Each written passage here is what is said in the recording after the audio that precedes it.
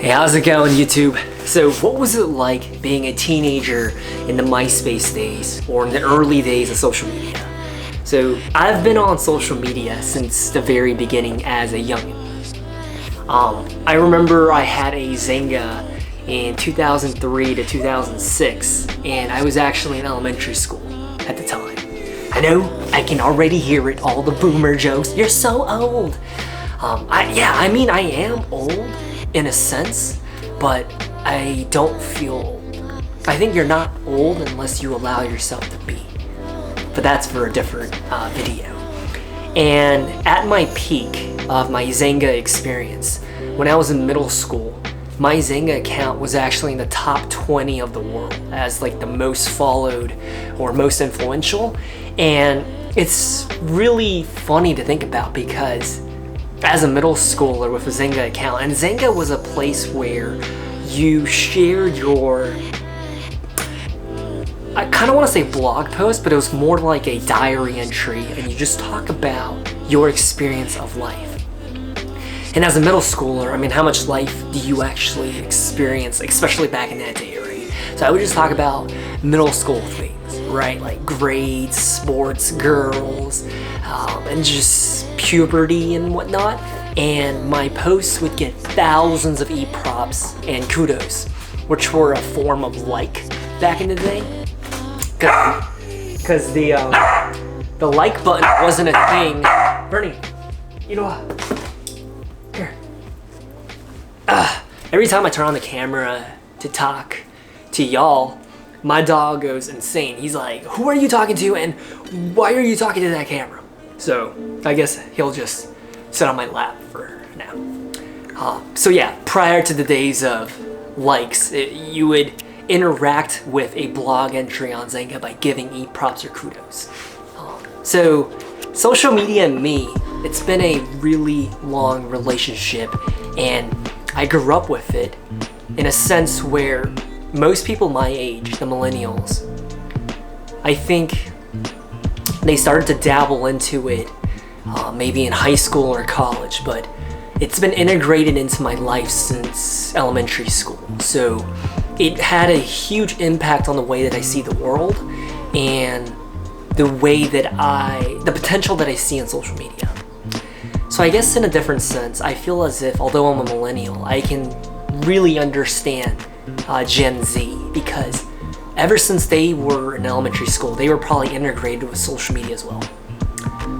Let me know, like, what was your first experience with social media? Eli, I'm ready to be good now. I won't bark. You won't bark? Okay. I'll probably take him on a really long walk after this. He probably has a lot of pent-up energy. And I'm just going to be referring to my notes so I don't go off too topic. And the reason why I wanted to make this video today, talking about like what was it like being a teenager in the MySpace days, is because eventually after Xanga, I transitioned over to middle school or to MySpace in middle school. I kind of hopped off Xanga and hopped on MySpace, which is really funny because I feel as if every 3 to 5 years, another social media platform overthrows the prior one. So you think about like MySpace overthrowing Xanga, Facebook overthrowing MySpace, and then you think about Snapchat and how Instagram just single-handedly slapped them in the butthole, and like, who uses Snapchat anymore, right? Whatever. And Tumblr, oh my gosh, don't even get me started on Tumblr. But the reason why I feel like, I'm not trying to say I'm qualified, but the reason why I think my experiences might speak to what it was like being a teenager with MySpace is because I'm a 90s baby, right? Like, I gave away that I'm a pretty old dude. I know I look young, which is a blessing. But since I'm a 90s baby, I've witnessed and I've been a part of the full evolution of social media from start to the current tense of what it is today with like TikTok and YouTube and, man, what's that one social media that's kind of like booming slowly where it's like invite only and it's kind of like Discord, Bird Box or something like that. But I've seen the full evolution, and it's a really interesting dynamic to see what's happened throughout the years, especially since not every single social media platform that has been established is still relevant. I think there are still people that use Xanga and MySpace, but it's very far and few between. So yeah, so I feel like one of the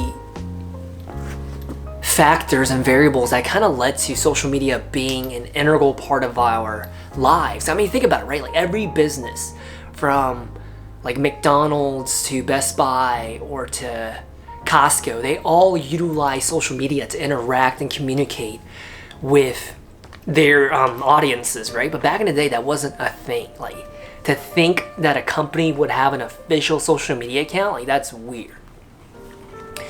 And for me personally, with social media, I saw it as something that I did after school or on the weekends, but I spent a lot of time on it. You could even go as far to say I became obsessed with social media ever since I was like 9 or 10 years old. And it's really funny because now that I'm getting older and older, I still see the value of social media, but I don't spend as much time on it like I used to. That was a complete lie, because when I think about YouTube, I watch like 5 hours of YouTube content a day. So I guess I still consume a lot of social media, but I don't use Facebook, Twitter, etc. anymore. So going back in time, for me, with the obsessive stage, I feel as if social media, I mean, because like when we think about it, it's ingrained in our DNAs, right? Like we think about using it at work or at school or when we're in the bathroom. Okay, maybe it's just Bernie. Only he likes to use social media when he's on the bathroom sitting on the toilet. Yeah, you like, stop embarrassing me. And the amount of screen time that we give to these various apps is, I'm not gonna say crazy high, but I'm sure a lot of us are in the single high digits, right? If you combine Instagram, Reddit, Facebook, YouTube, and whatever else you use, OnlyFans. Is that a social media, OnlyFans? But if you combine all of it, we probably spend on average, what, like 6 to 7 hours a day of screen time? Which is really weird because even though I was so integrated with social media growing up, I feel as if I've only used it on a computer, like on like a legit desktop monitor. Which is weird because social media is now, like even from my own YouTube analytics, right? When I look at how people view my videos, 90% see this video and other videos 90% on their phone or on a mobile device such as an iPad. And only like 5% watch this content on a PC. But back in the day, this is to prime it, to set the setting. You're probably like, are you gonna talk about MySpace or not? This is to set the setting so you kind of understand what it was like. Back in the day, there were no like mobile apps or using MySpace on your phone. It was always on a desktop or a laptop. Like that was the standard. And so when you think about how at school, not everyone had a cell phone. I feel like everyone started having a cell phone my senior year of high school, which is like 2009.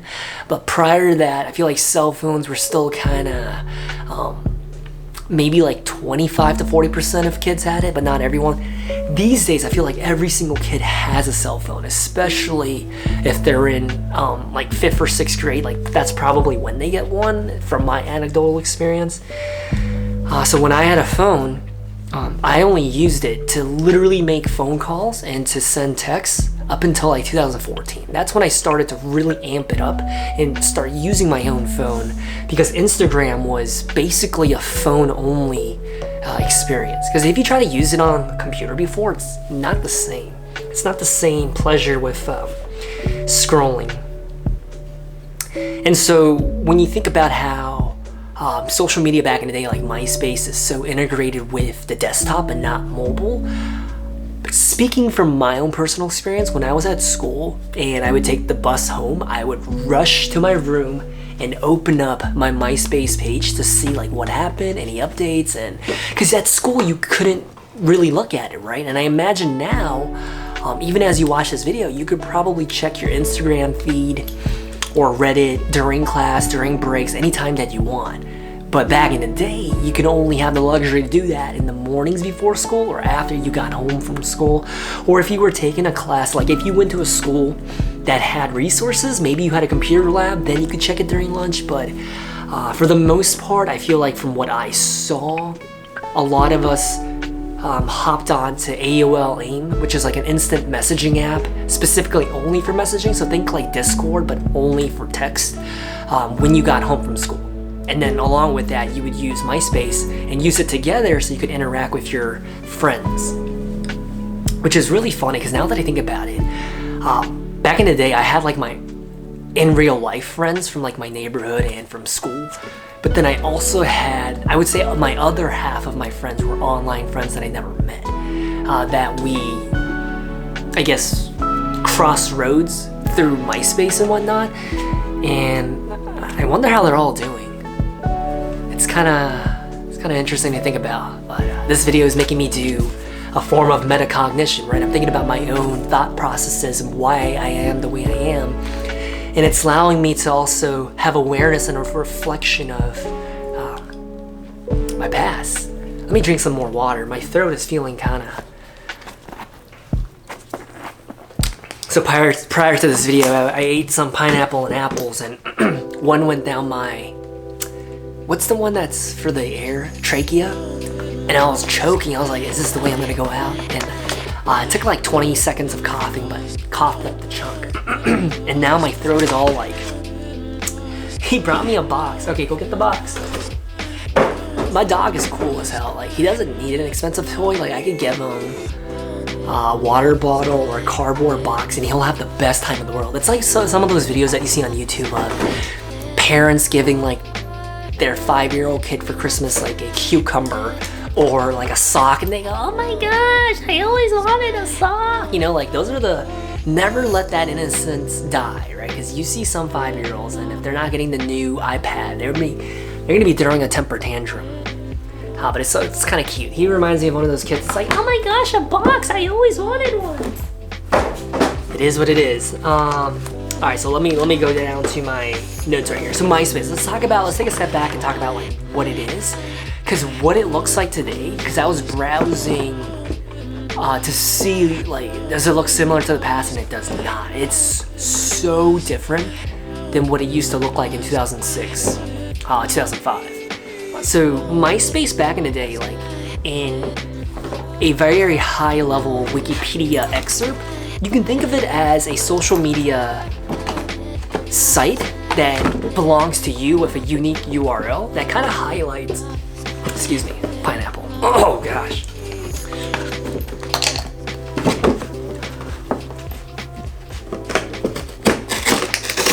You can think of your MySpace, like even the name itself implies, right? MySpace, so kind of like my page, right?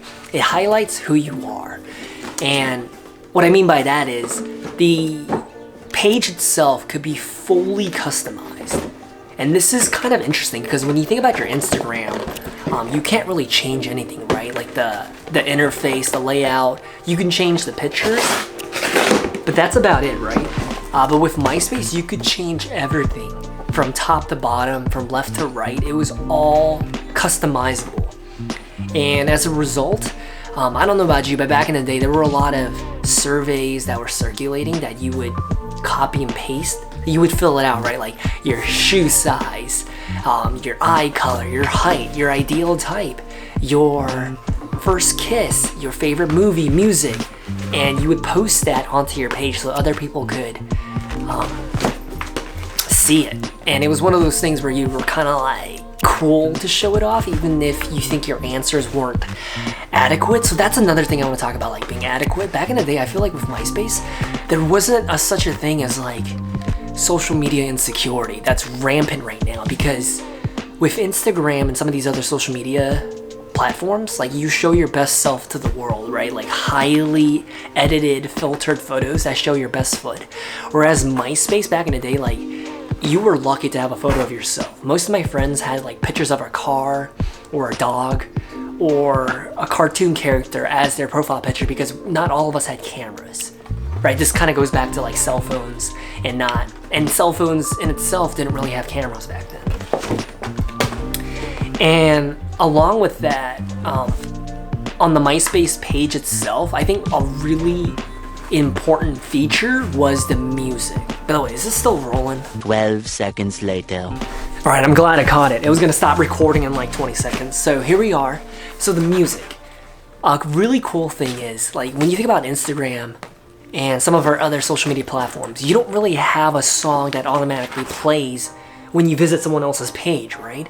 But with MySpace, a really cool feature is that you could highlight for a song to automatically play when someone else visits your site. And I always thought that was a really cool feature because although MySpace to me was more of a place to highlight who you are to the world, I also thought it was a really cool platform for us to discover, find, and support musicians and artists. And on that same note, the music of the day was emo and like alternative rock. Like that was what was popular, and that's where I found most of my music. Because when you think about music today, right, a lot of us use YouTube or Spotify or Pandora. I know, I'm a boomer, I use Pandora, I don't use Spotify. But with MySpace, that was kind of the equivalent of what it is today. MySpace was a way for artists and kind of like musicians at a grassroots level to raise awareness of their craft, which I always thought was kind of cool. And I discovered a lot of cool bands, right? Like Daphne Loves Darby, Cartel, My Chemical Romance, Fall Out Boy. Like I knew about them through MySpace. And then when I saw their music finally being featured on MTV, I always felt like the biggest fanboy. Like, oh my gosh, I followed them for a year before they were featured. So that is really important. Like music was life back in the day. I don't know if it is now. I feel as if music is important, but back in the day, for a lot of people my age, music was life. Like we would always have a headphone in one ear to listen to our songs and our beats and our vibes. Like that was our jam. And I don't know if it's because like I was going through an emo stage, maybe my experience is a little different, but listening to the emo music really helped me walk through some of the stuff that I was going through in life because the lyrics were really relatable. And I'm sure it's the same thing today.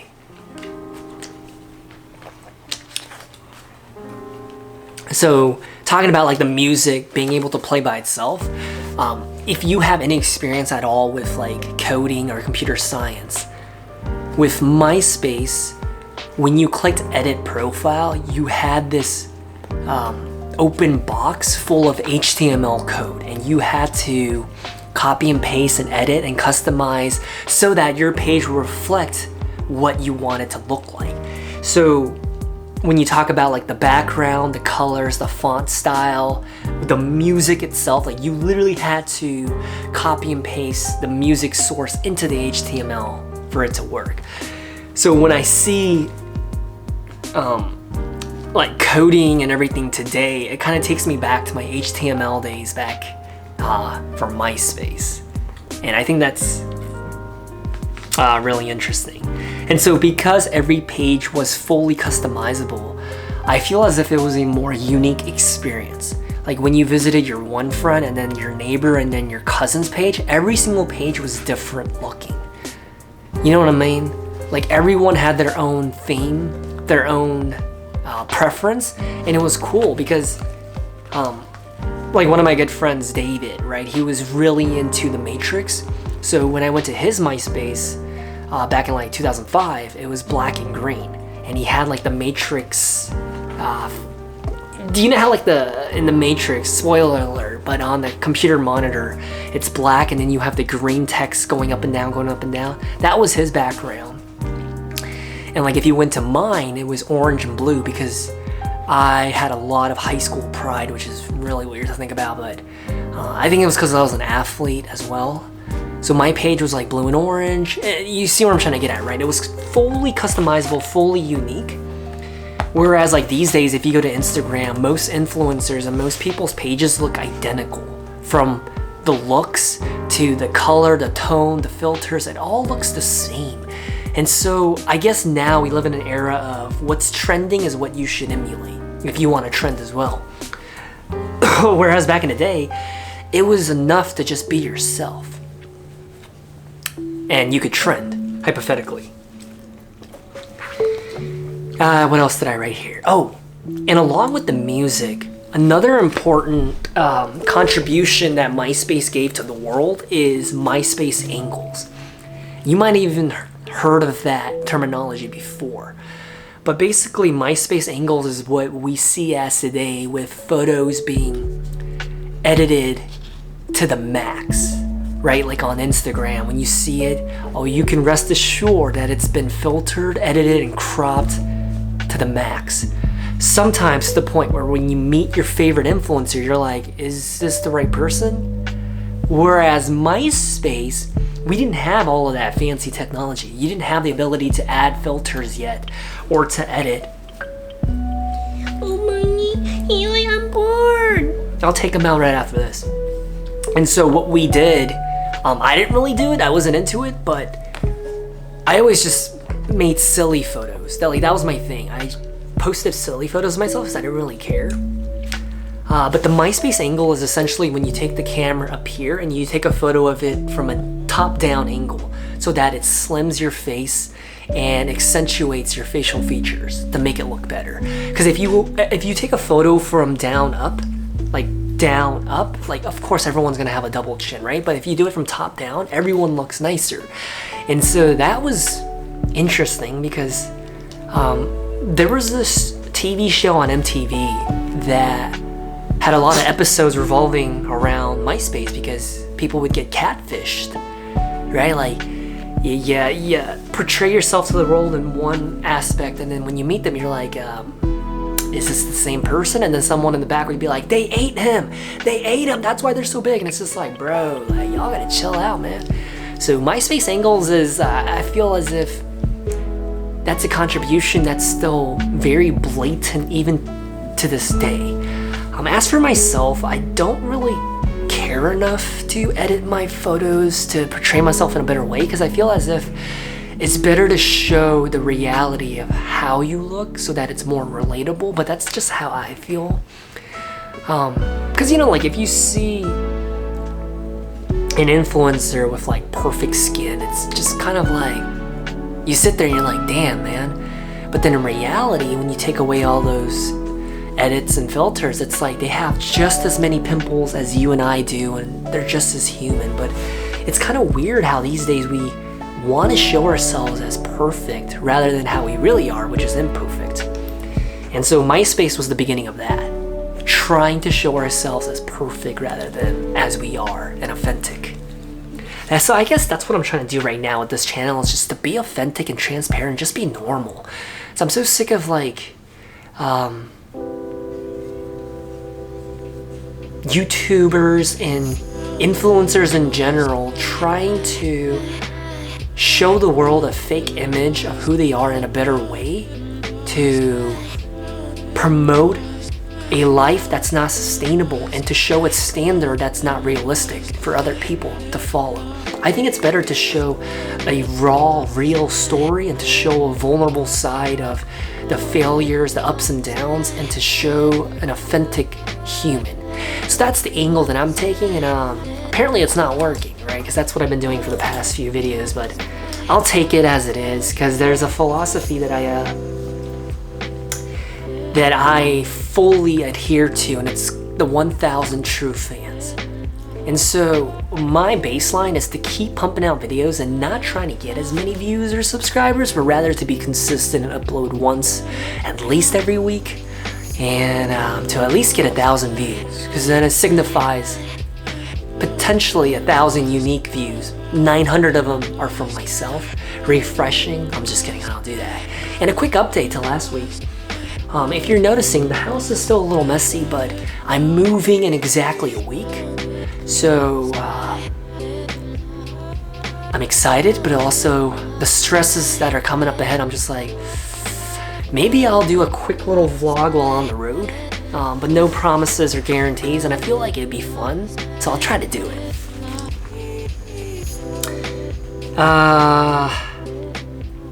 So a few other things I want to talk about with MySpace, but oh my gosh, this pineapple really like screwed my throat up. So you know how like these days when you think about social media, right? There's something for everyone. Like your grandma is on Facebook reposting conspiracy theories, and everyone's like, oh, grandma. And your uncle is posting the same profile picture for the 20th time, and your little cousins who are like 6 years old. Everyone has social media, right? But one thing that was different about the MySpace era is that everyone was basically the same, in the same demographic. Like almost all, like this is 2004 to 2006. It might have changed, oh my gosh, Bernie. It might have changed after, but when I was using it, almost everyone was a part of the same demographic in terms of age. Like we were all millennials, and we were all middle and high schoolers supporting our interests and our community. It was really weird because even the people that are watching this, my demographics of viewership, right? Like who watches our videos? It's literally 50-50 down the line of everything. 50% are male, 50% are female, 20% are like around 18, 20% are around 30, 20% are around 40 years old. It's a good demographic that's diverse. But for MySpace, I don't really think it was a diverse social media, because if I were to be a betting man, I would say that during its peak, I would say a majority of the users of MySpace were probably 30 or younger. And you didn't see any elementary school kids using it. And another aspect is celebrities didn't really utilize social media back in the day, especially with MySpace. Some of them had personal MySpace accounts and I was friends with them, which was really funny because I would watch a Disney show or a Nickelodeon show and then be like, hey, I really like this actor, they're cool. And I would find them on MySpace and add them, and then I was friends with them.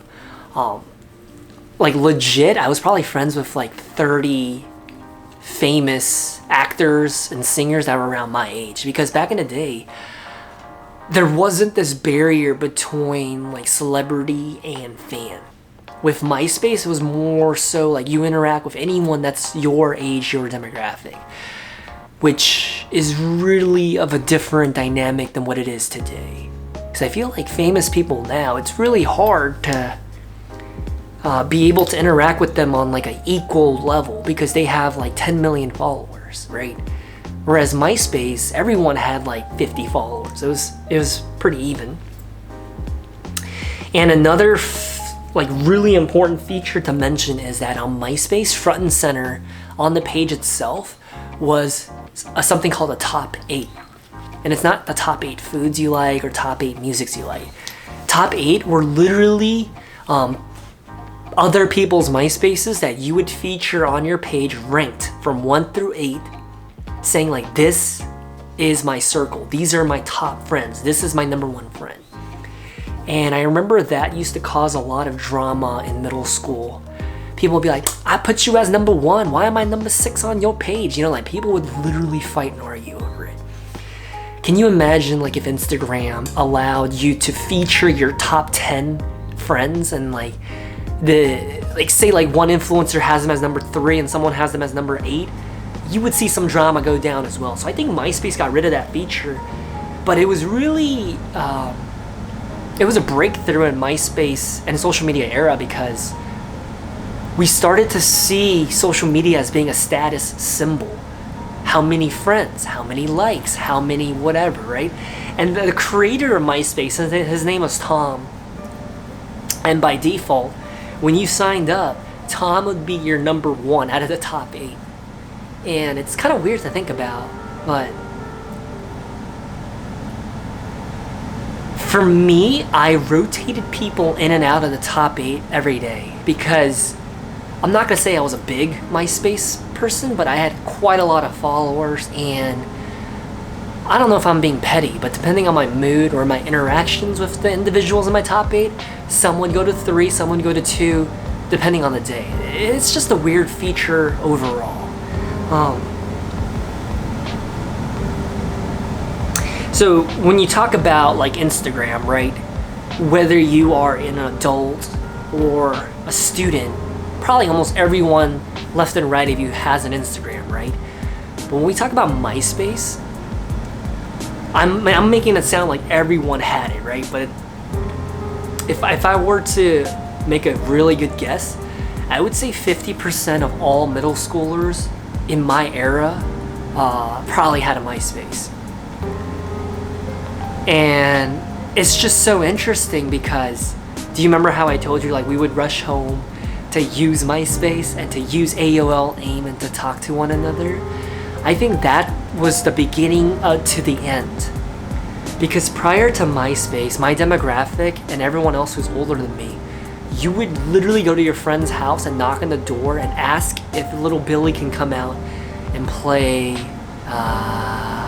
cops and robbers with you, right? And I remember doing that myself. Like I would walk a mile and a half to my friends' houses, knock on the door and ask if they can come out and play. But I feel like MySpace era was the first time where we started to replace that in real life interaction with talking to each other through commenting on each other's pages. And I know these days, it's probably even more rampant where online interactions just replace in real life conversations itself. So I feel as if on a very anecdotal level, I think the notion of like being socially awkward is probably a lot more prevalent today than it was even 15 years ago for the people in the same age group. Because I think when you talk and interact with people in real life, it takes a lot of social skills, but emotional intelligence that builds up, right? But with online interactions, I feel as if like sarcasm and jokes sometimes go over people's heads because you can't really tell by the tone of a text. So that's kind of weird.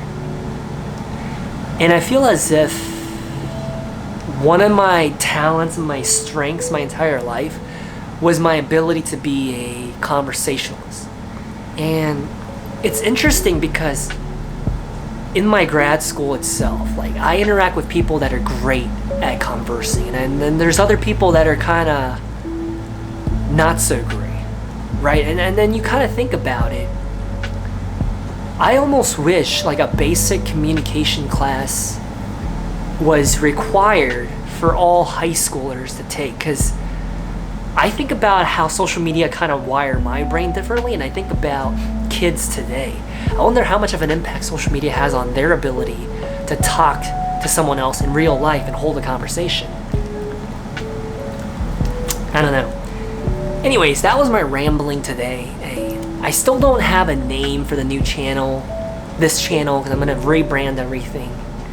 But let me know what you thought, right? Like, is any of this relatable? Can you resonate with this social media? I don't know. I really like social media. And speaking of like my social media journey, I should have mentioned that I saw an article on Yahoo about YouTube in 2005, and as soon as I heard about it, because this is when I was like the top 20, I was like number 17 or 16 Xanga user of the world. I was like, I like YouTube, I'm hopping on. So I made an account in December 2005, and you can fact check me right now, and I started making videos. I deleted them and I really regret it, but I love YouTube, I love social media. So it's a double-edged sword, right? Social media, a lot of it can be for good, but the cyberbullying, the stalking, the harassing, the bad aspects of it are there as well. But all in all, I really like social media and how it allows us to communicate and connect with people from all around the world. And on that note, I'm gonna take them out for a walk, and I will talk to you next time, and I hope you have a good rest of your day. Peace out.